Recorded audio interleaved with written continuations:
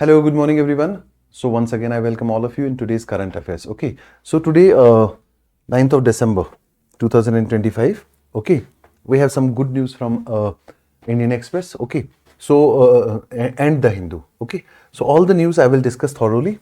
Okay, in today's current affairs analysis, and I will also tell you how they are important. Okay, the first news which is related to Deepathon order. Okay, the order was issued by a single judge bench of Justice G.R. Swaminathan. Okay, Justice G.R. Swaminathan has allowed the lighting of Deepam. Basically, you have to remember from this article this one. Karthigai Deepam. Karthigai Deepam is a festival in which various deeps are lit on the pillars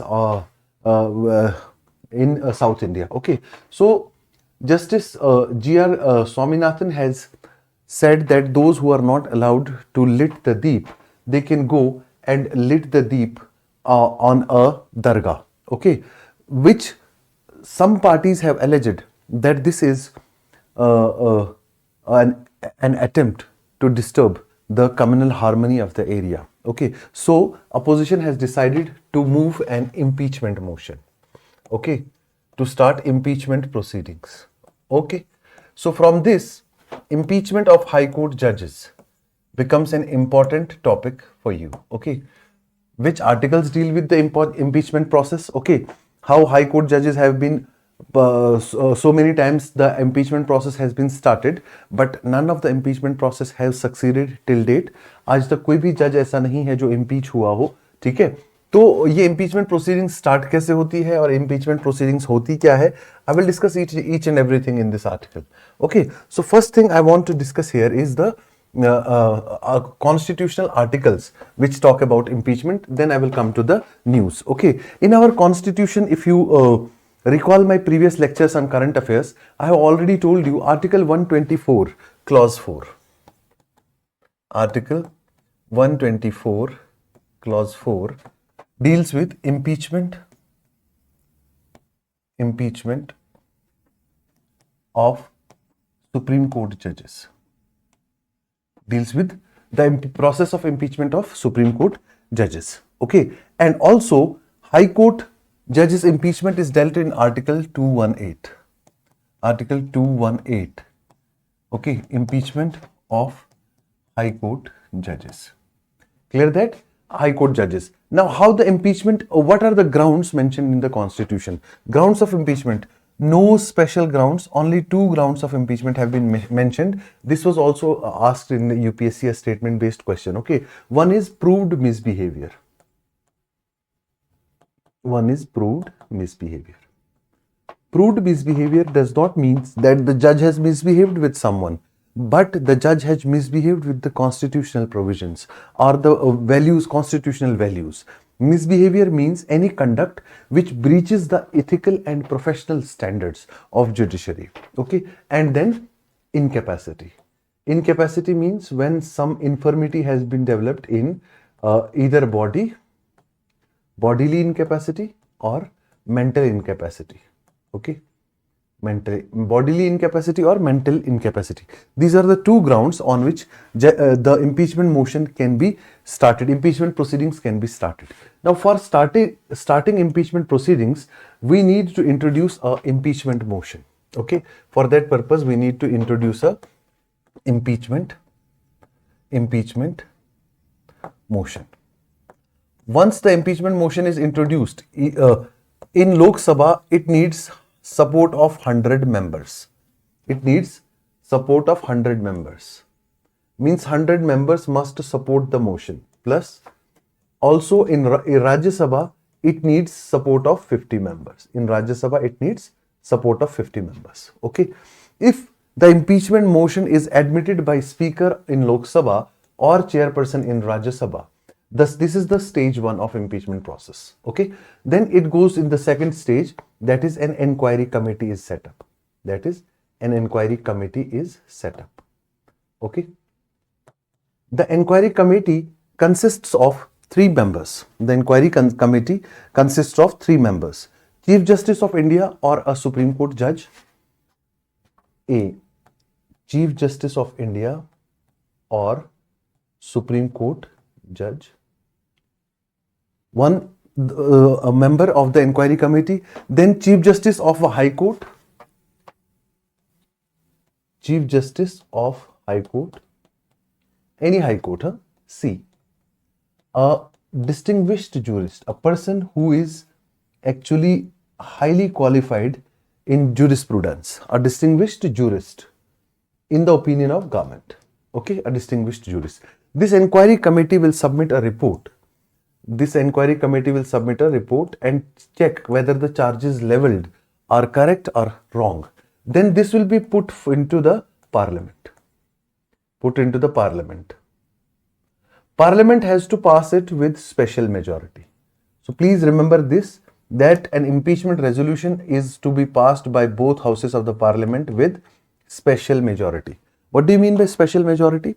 Special majority means a majority of the total strength of the house plus number of people who are sitting and voting on a bill, 2/3 majority of those people. Suppose, I'll give you an example, illustration. Suppose 500 is the strength of the house. 500 is the strength of the house, total strength. Okay. So 250 plus must be voting it in its favor. And when the voting is carrying out, when the voting is taking place, suppose at the time of voting only 444 people are present. Okay, 444 people are present at the time of, or let us suppose 450 people are present at the time of voting. At the time of voting, only 450 members are present. So 450, 2/3 of 450 is 300. So 300 people must put its signature. तो special majority के लिए दो conditions fulfil करनी है. पहली condition है कि house का जितना स्ट्रेंथ है उसका हाफ उस रेजोल्यूशन को पास करना चाहिए, प्लस वोटिंग के टाइम जितने लोग मेंबर्स प्रेजेंट हैं उनका 2/3 उसको पास करना चाहिए. तो स्पेशल मेजॉरिटी इज रिक्वायर्ड. और स्पेशल मेजॉरिटी रिक्वायर्ड जब अटेन हो जाए, अगर स्पेशल मेजॉरिटी से ये बिल पास हो जाए, ठीक है, तो फिर फाइनल अप्रूवल जो है वो, फिर ये फाइनली जो है ये मोशन अडॉप्ट होके फिर प्रेसिडेंट जो है फाइनली उसी मोशन में, उसी सिटिंग में क्या करेगा, वो अडॉप्ट करेगा और फॉर्मल रिमूवल करेगा उस जज का. Formal removal by president. तो ये है आपका पूरा इंपीचमेंट का प्रोसेस. ठीक है, आज तक कई सारे जजेस के खिलाफ इंपीचमेंट प्रोसीडिंग शुरू हुई हैं, लेकिन नो जज has been impeached so far. Okay, even अगर आपको याद हो, एक सुप्रीम कोर्ट के चीफ जस्टिस भी थे जिनके खिलाफ इंपीचमेंट मोशन अभी पीछे स्टार्ट किया गया था. ठीक है, इंट्रोड्यूस किया गया था, बट वो भी पास नहीं हुआ. ठीक है, सो इंपीचमेंट रेजोल्यूशन जो है वो इस जज के खिलाफ इसलिए वो कह रहे हैं कि उन्होंने सेक्युलरिज्म का, कम्युनल हार्मनी का जो प्रिंसिपल है उसको वायलेट किया है. क्या किया है? उसको वायलेट किया है. ठीक है, अब देखेंगे जैसे ही ये आएगा इंपीचमेंट मोशन लोकसभा में या राज्यसभा में, जहां भी आएगा, इसके ऊपर फर्दर न्यूज आएगी तो we will discuss it. Okay, next discussion जो है हमारा वो है ऑक्यूपेशनल सेफ्टी बिल. दिल्ली ने इस समय ऑक्यूपेशनल सेफ्टी बिल, आपको पता है अभी रिसेंटली जो 4 लेबर कोड्स थे, उन 4 लेबर कोड्स में से एक था ऑक्यूपेशनल सिक्योरिटी के रिलेटेड. ठीक है, तो ऑक्यूपेशनल सेफ्टी के रिलेटेड दिल्ली गवर्नमेंट ने अभी क्या किए हैं, नॉर्म्स नोटिफाई किए हैं. ठीक है, नोटिफाई करना मतलब वो अभी they have put it open for public discussion, और जब वो डिस्कशन होकर आ जाएंगे उसके बाद उनको प्रॉपर एक लॉ में कन्वर्ट किया जाएगा या उसके ऊपर रूल्स बनाए जाएंगे. ठीक है, उसके बाद अभी सबसे पहले उन्होंने उसमें क्या कहा है कि हमारे पास क्या होना चाहिए, एक 10 member occupational safety and health advisory board. Proposal क्या है कि 10 मेंबर्स वाला क्या होना चाहिए, एक occupational safety and health advisory board. Occupational safety and health advisory board 10 member. और इसका हेड कौन होना चाहिए? हेड होना चाहिए लेबर कमिश्नर. ठीक है, जो चेक करेगा occupational safety related standards work place पे सारे इन प्लेस हैं या नहीं है. ठीक है, दूसरा इसमें उन्होंने क्या कहा कि इसमें जो है हमारे पास क्या होना चाहिए, safe working environment for employees होना चाहिए. ठीक है, सेफ वर्किंग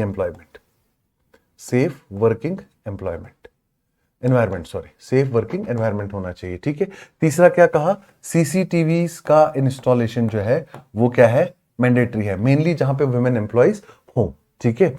अगर वुमेन को शिफ्ट में, वुमेन वर्कर जहां पे भी आप शिफ्ट में ला रहे हो वुमेन वर्कर्स, तो वहां पे होना चाहिए प्लूरलिटी। मींस आप एक वुमेन को वर्क प्लेस पे नहीं रख सकते एक शिफ्ट में, there must be plurality of women workers, ठीक है, फॉर सेफ्टी कंसर्न्स, ठीक है। और वर्किंग आवर्स के ऊपर कितना है, 48 hours per week, cap on working hours, cap, okay. दूसरा बताया गया है कि ओवर टाइम को कैसे कैलकुलेट करना है। ओवर टाइम 15 टू 30 मिनट्स का कितना भी टाइम पीरियड हो, 17 मिनट्स 80 मिनट्स हो, तो उसको क्या करोगे आप, हाफ आवर कैलकुलेट करोगे। एंड 30 प्लस मिनट्स अगर हो जाए, 31 32 33, तो उसको राउंड ऑफ करोगे 1 आवर में, उसको 1 आवर काउंट करोगे। इस तरीके से काउंट करोगे आप किसको, वर्किंग आवर्स को, ठीक है। उसके बाद उन्होंने क्या कहा, गवर्नमेंट ने ये ड्राफ्ट रूल जो है 45 डेज के लिए क्या किए हैं, फ्लोट किए हैं कि 45 डेज तक हम इस पे सजेशंस जो है वो इनवाइट करते हैं, उसके बाद we will put it into the force, ठीक है। ये दूसरा न्यूज है, ठीक है। तीसरा न्यूज है प्रूडेंट एक्शन। अभी आरबीआई ने जो रेपो रेट कम किया, आरबीआई ने अभी रेपो रेट कितना किया, 5.25%, ठीक है। कहां से, 5.5 से 25 बेसिस पॉइंट्स का रिडक्शन किया। पिछले वीडियो में मैंने आपको बताया था 100 basis point is equal to 1 percentage point, ठीक है। अब अगर आप ओवरऑल ले लोगे पूरे थ्रू आउट 2025 के साल में, अगर आप देखोगे तो आरबीआई ने करीब करीब 125 बेसिस पॉइंट से पॉलिसी रेट्स को कम किया है, ठीक है। ये कंपैरिजन किया है उन्होंने 2019 के टाइम पीरियड से। कब, 2019 के टाइम पीरियड से, कि 2019 में ऐसा हुआ था कि जब 135 बेसिस पॉइंट से हमने कम किया था। लेकिन सिनेरियो ये बताया जा रहा है कि 2019 में ग्रोथ पहुंच गया था 3.3% तक। आज की डेट में हमारे आरबीआई के एस्टिमेट्स में ग्रोथ अप्रोक्सीमेटली 7.5% से ऊपर है। तो क्या आरबीआई का ये डिसीजन सही है? अब ये डिसीजन लेने से आरबीआई को डरना तब चाहिए अगर इकोनॉमिक्स में इन्फ्लेशन हो, अगर इकोनॉमी में क्या हो, इन्फ्लेशन हो। लेकिन हमारा इन्फ्लेशन भी अभी कहां है, वो लेस देन 2% है, 2% से 6% हमारी सेफ लिमिट है, तो इन्फ्लेशन भी हमारा कंट्रोल में है, तो ये सही है, ठीक है। लेकिन आप ग्रोथ अगर इसमें दो चीजें हैं, या तो आरबीआई को डाउट है कि ये जो ग्रोथ का फिगर है 7.5% से 8% के बीच का, ये सही नहीं आ रहा, क्योंकि हमारा बेस जो है वो वीक था, लो बेस इफेक्ट की वजह से ये डिस्टॉर्टेड फिगर है। या आरबीआई को ये पता है कि प्रोडक्शन का पोटेंशियल इकोनॉमी में इससे ज्यादा है, ठीक है। क्योंकि अगर इकोनॉमी में प्रोडक्टिव पोटेंशियल पूरा अटेन हो जाए और उसके बावजूद भी अगर आप रेट कट्स करते हो, तो चांसेस होता है एक चीज का जिसको कहते हैं आप over heating of the economy. तो आरबीआई कहता है हमारी कंट्री में इस समय ओवर हीटिंग ऑफ इकोनॉमी का चांस नहीं है। ओवर हीटिंग ऑफ इकोनॉमी का मतलब क्या होता है कि जब कंपनीज अपनी फुल एम्प्लॉयमेंट पे चल रहे हों और प्रोडक्टिव पोटेंशियल भी वो फुली अटेन कर चुके हों, उसके बावजूद भी अगर इकोनॉमी के अंदर इन्फ्लेशन हो, डिमांड हाई हो, तो उसकी वजह से उसको कहते हैं overheating of the economy. Overheating of the economy, I want to write at a separate place, let me find a place to write overheating of economy for you people. या I will write at this place, ठीक है, overheating of economy, ठीक है। Overheating of economy का जो proper definition है मैं आपको थोड़ा सा बताता हूं, ठीक है। ओवरहीटिंग क्या होता है,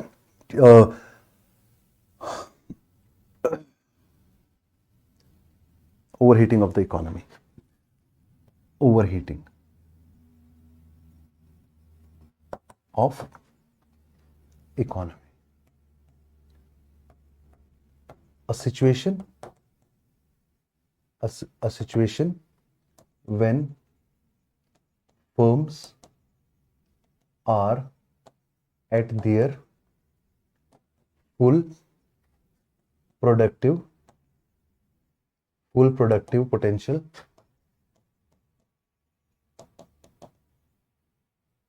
and aggregate demand remains still high, causing high inflation, ठीक है। प्रोडक्टिव पोटेंशियल फुल अटेन हो चुका, एम्प्लॉयमेंट लेवल भी फुल है, अब उससे ज्यादा आप एम्प्लॉयज लगा नहीं सकते एक कंपनी के अंदर। उसके बावजूद भी डिमांड बहुत ज्यादा है, ठीक है, तो उसकी वजह से बहुत ज्यादा इन्फ्लेशन हो जाती है। अब इन्फ्लेशन जब हो जाती है तो आपको वर्कर्स को भी ज्यादा पेमेंट करना पड़ेगा, क्योंकि वो भी डिमांड करेंगे, ठीक है। वर्कर्स को ज्यादा पेमेंट करोगे तो आप वो चीज रिकवर करने की कोशिश करोगे प्रोडक्ट से, तो इन्फ्लेशन और बढ़ेगा। तो एक और चीज, एक और प्रोसेस सेटअप होता है जिसको कहते हैं आप वेज प्राइस स्पाइरल, ठीक है। ये ऐसी ऐसी सिचुएशंस इकोनॉमी में होती है, ठीक है। तो अभी आरबीआई को इसका कोई डर नहीं है, क्योंकि इन्फ्लेशन हमारा well below the safe limit है, ठीक है। और ग्रोथ अभी अच्छा दिखा तो रहा है नंबर्स में, लेकिन हो सकता है जैसे ही यूएसए के टैरिफ्स का इंपैक्ट आ जाए वो ग्रोथ नंबर्स जो है वो डिक्लाइन कर जाए, ठीक है। या हो सकता है इन्फ्लेशन ही बहुत तेजी से बढ़ने लगे, लेकिन अभी के लिए आरबीआई को ऐसा कोई डर नहीं है। इसलिए आरबीआई ने फिर से इंटरेस्ट रेट्स को क्या किया, कम किया। लेकिन ये कहा गया, इस आर्टिकल में ये कहा गया है कि फिर भी जो है बहुत ज्यादा क्या रहना पड़ेगा, कॉन्शियस रहना पड़ेगा कि कहीं आगे ऐसा सिचुएशन आ जाए, कभी कभी ऐसा सिचुएशन आ जाए कि इकोनॉमी ओवरहीट होने लगे, तो आरबीआई को उसी टाइम पे अपना मॉनेटरी पॉलिसी जो है क्या करना पड़ेगा, वापस कॉन्ट्रैक्ट करना पड़ेगा, अपने रेपो रेट्स बढ़ाने पड़ेंगे, मनी सप्लाई को इकोनॉमी से सक आउट करना पड़ेगा। Please go through this article, wonderful article, editorial है द हिंदू का, ठीक है। उसके बाद नेक्स्ट आर्टिकल जिसके बारे में मैं बात करूंगा, इट इज अबाउट हमारा जो इंडियन पोस्ट का एक इनिशिएटिव है जिसका नाम है ध्रुव, ध्रुव फ्रेमवर्क, ठीक है। अब ये ध्रुव फ्रेमवर्क का क्या मतलब है और इसकी क्या यूटिलिटी है, ठीक है। अब ये वर्ड ध्रुव जो है, Dhruv stands for digital hub for reference and unique virtual address, digital hub for unique and virtual address. ये एक एड्रेस जनरेट करने का सिस्टम है, ठीक है, जिसमें location of the person plus एक डिजी पिन बनेगा 10 नंबर्स का, ठीक है। जैसे आधार में हमारी यूनिक आइडेंटिटी है, जैसे हमारे और सारी चीजों में यूपीआई में जैसे आधार, यूपीआई, ये सारी हमारी आइडेंटिटीज है, इससे हम पेमेंट सेंड और रिसीव करते हैं। ये हमारा आइडेंटिटी है डिफरेंट वेलफेयर स्कीम्स के लिए। इसी तरह ध्रुव हमारा आइडेंटिटी बनेगा एड्रेस के लिए। किसके लिए बनेगा? एड्रेस के लिए, ठीक है। तो एक लेबल बनेगा जिसमें एक ध्रुव ब्लॉक जो होगा वो कितना होगा, 12 स्क्वायर मीटर का एक एरिया होगा, 12 स्क्वायर मीटर का एक एरिया होगा जिसे एक ध्रुव ब्लॉक कहेंगे। और उसमें क्या होगा, उसका एक, जैसे आज की डेट में पिन कोड है, उस टाइम अब ध्रुव के अंडर में डिजी पिन होगा। तो इससे जो ऑनलाइन प्लेटफॉर्म्स हैं जिनसे हम एड्रेस पे होम डिलीवरीज करते हैं कमोडिटीज की, वो इजी हो जाएगा, वो फैसिलिटेट करेगा गवर्नेंस को, ट्रांसपेरेंसी को, ठीक है। और एड्रेस चेंज करो तो आपको ये अपना ध्रुव ब्लॉक का डिजी पिन जो है मेंशन करना पड़ेगा, तो आपको चेंज एड्रेस पिन पे भी क्या डिलीवर हो जाएगा, जो भी आपको डिलीवर कराना है, ठीक है। और इससे क्या है, ये बेसिकली हमारा डिजिटल पब्लिक इंफ्रास्ट्रक्चर की तरह ही है, ठीक है। It will be more like our digital public infrastructure, digital public infrastructure. अगर आप देखोगे डेवलप्ड कंट्रीज में तो डिजिटाइज एड्रेस फॉर्म्स जो है वो अभी भी वर्क में है, ठीक है। तो इसमें ये कहा गया है कि इसमें हमारे लिए ये डोर स्टेप सर्विस अवेलेबल रहेगी हर इंडिविजुअल को उसकी लोकेशन पे, और ये इससे हमें गुड गवर्नेंस, डिजिटल गवर्नेंस में जो है वो इजी होगा, ठीक है। और ये बिल्कुल कंसेंट बेस होगा, अगर सिटीजन कंसेंट देंगे अपना एड्रेस शेयर करने की, तभी हम ये एड्रेस जो है ध्रुव प्लेटफॉर्म से जो है वो ट्रैक करेंगे। अदरवाइज इसमें डिजिटल पर्सनल डेटा ब्रीच का भी कोई रिस्क नहीं है, ठीक है। So please remember this Dhruv platform for prelims, कुछ चीजें इसमें जो है वो इंपॉर्टेंट है, ठीक है। अब Rajya Sabha clears bill to impose cess on pan masala. Already मैंने आपको बताया बिल का नाम क्या था, द हेल्थ सिक्योरिटी से नेशनल सिक्योरिटी बिल 2025 अमेंडमेंट, ठीक है। पान मसाला मैन्युफैक्चरर्स पे क्या लगेगा, इससे सेस लगेगा, ठीक है। ऑपोजिशन ने क्रिटिसाइज किया कि ये एक्स्ट्रा बर्डन डाल रहा है। फाइनेंस मिनिस्टर ने जवाब दिया कि अगर आप यूपीए के टाइम पे देखोगे तो 6.1% सेस था अर्लियर, करंटली आज की डेट में। यूपीए के टाइम पे अर्लियर अगर आप देखोगे तो एज पर डेटा सेस का जो है वो 7% होता है, तो ये तो रिडक्शन है, इंक्रीज तो है भी नहीं। और दूसरा उन्होंने कहा ये हम यूज करेंगे for health security and national security purposes. Centre ने जो अपोजिशन है वो सेंटर से इस समय पूछ रही है कि हमें क्लैरिटी दे दो, how the cess revenue, cess proceeds will be shared between the states, how cess proceeds. will be shared with states and UTs. Shared with states and UTs. कैसे ये शेयर करोगे स्टेट्स और यूटीज के साथ? ये clarity जो है वो अपोजिशन मांग रहा है कंसिस्टेंटली। किससे?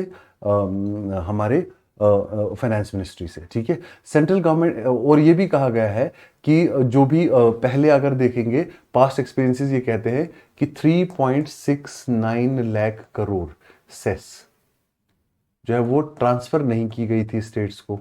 तो हमें क्या गारंटी है कि आप ये वाला सेस इंपोज करके फिर ट्रांसफर करोगे डाउनवर्ड्स टू द स्टेट्स? तो there is a doubt in this, that's why this article. ठीक है, इसको भी आप रीड कर लेना। ठीक है, last article is democracy is paradox, chosen people of the state और people choose the state. Democracy में क्या है? People are supreme.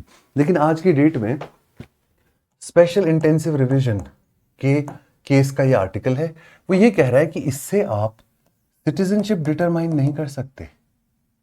इससे आप सिटीजनशिप डिटरमाइन नहीं कर सकते और इलेक्शन कमीशन का मैंडेट ही नहीं है सिटीजनशिप डिटरमाइन करने का। किसका मैंडेट है? ये मैंडेट है किसका? Ministry of home affairs. ठीक है, और एक एक्ट है हमारे पास, that is called as foreigners act of foreigners act. Okay, foreigners act में there is a tribunal, special tribunal for that purpose, special tribunal, foreigner tribunal. Okay, foreigners tribunal determine कर सकता है सिटीजनशिप और ministry of home affairs determine कर सकती है citizenship. Foreigners tribunal is set up under foreigners act 1946। तो आप 1946 का जो फॉरेनर एक्ट है उसको साइड पे रख के आप स्पेशल इंटेंसिव रिवीजन के थ्रू ये कह रहे हो कि इलेक्टोरल रोल्स पे सिर्फ सिटीजन्स होने चाहिए। कैसे? सिटीजन्स का कोई आइडेंटिटी नहीं है। हमारी कंट्री में कुछ अटेम्प्ट्स हुए पास्ट में कि सिटीजन्स के लिए एक स्पेशल कार्ड इशू किया जाए for citizens of the country, लेकिन वो कार्ड कुछ लोगों को इशू किया गया और बाकी ओवरऑल ज्यादा लोगों को ये किया नहीं गया। यहाँ पे 3 चीजें आपकी नोटिस में आएंगी इस आर्टिकल में। एक आएगा नेशनल पॉपुलेशन रजिस्टर, जो सेंसस के टाइम पे बनाते हैं कि हमारी पॉपुलेशन क्या है। उनमें से फिर जो सिटीजन्स हैं उनसे बनता है नेशनल रजिस्टर ऑफ सिटीजन्स, जो आसाम के लिए तो हमने किया है प्रपोज, लेकिन वहां पे भी क्रिटिसाइज इसलिए किया गया उसको कि काफी सारे उसमें मेजॉरिटी पॉपुलेशन जो है वो मेजॉरिटी कम्युनिटी की है, तो ये पॉसिबल नहीं है कि वो फॉरेनर्स हों। ठीक है, और अगर आप एनआरसी देखोगे तो 2019 के बहुत ही ज्यादा मैनिफेस्टो में भी था और बहुत ही ज्यादा डिबेट में ये रहा, लेकिन अब ये कहीं पे डिस्कशन नहीं हो रहा। लेकिन कुछ लोग कह रहे हैं कि एसआईआर जो है वो है एनआरसी इन डिसगाइज, एनआरसी इन डिसगाइज। तो सुप्रीम कोर्ट में इसीलिए स्पेशल इंटेंसिव रिवीजन को जो है चैलेंज किया गया है। बाकी इसमें सेंसस ऑपरेशंस के बारे में बात किया गया है। ठीक है, और बाय बर्थ जो आप अटेन करते हैं सिटीजनशिप, उसके ऊपर थोड़ा सा डिस्कशन है कि बाय बर्थ आप किसको सिटीजन मानते हैं। पहले मानते थे कि कोई बंदा जो इंडिया में पैदा हुआ, चाहे उसका पेरेंट्स कहीं का भी हो, वो इंडियन सिटीजन है। ठीक है, फिर थोड़ा सा लॉ में चेंज आया, 2003 में, 2003 से पहले इस लॉ में चेंज आया 1987 में।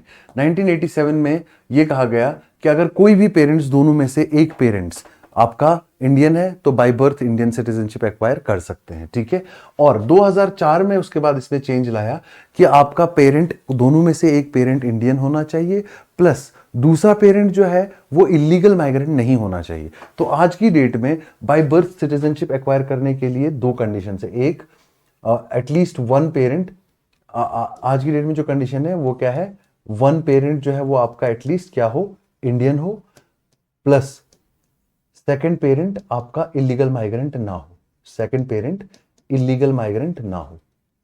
ये आज की सिचुएशन है 2004 के बाद। ठीक है, तो इससे आप सिटीजनशिप डिटरमाइन करोगे, लेकिन कैसे डिटरमाइन करोगे? कौन सा डॉक्यूमेंट है जो सिटीजनशिप को प्रूव करेगा? It is very big dilemma. तो core of the article is कि क्या लोग डिटरमाइन करने चाहिए कि देश कैसा हो और कैसे चले, या गवर्नमेंट या अथॉरिटीज डिटरमाइन करनी चाहिए कि लोग कैसे चलेंगे, कौन सिटीजन होगा, कौन सिटीजन नहीं होगा।